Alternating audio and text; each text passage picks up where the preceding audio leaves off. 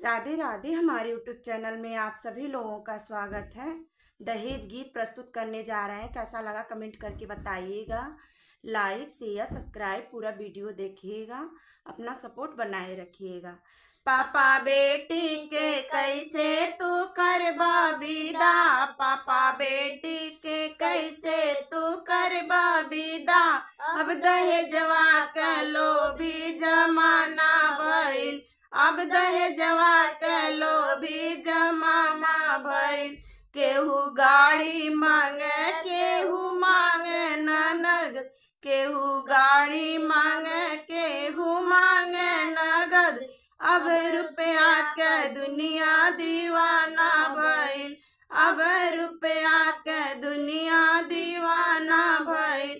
पापा बेटी के कैसे तू करबा विदा, पापा बेटी के कैसे तू करबा विदा।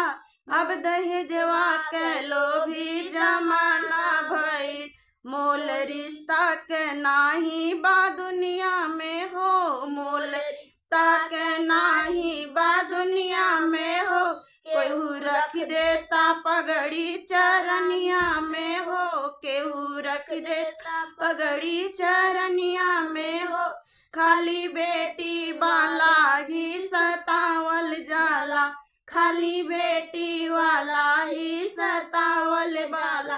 पापा चिंता में पड़ के बेगाना भइल, पापा बेटी के कैसे तू करबा विदा। अब दहेजवा के लोभी जमाना भइल। अब गरीबी में जियल बा भारी हमें, बाप के कंधे पे जिम्मेदारी हवे। सबे बाटे खुशी केहू बाटे ना गम, सबे बाटे खुशी केहू बाटे ना गम। जबरदस्ती के गम मुस्कुराना भइल, जबरदस्ती के अब मुस्कुराना भइल। पापा बेटी के कैसे तू करबा विदा, पापा बेटी के कैसे तू करबा विदा। अब दहेजवा के लोभी जमाना भइल।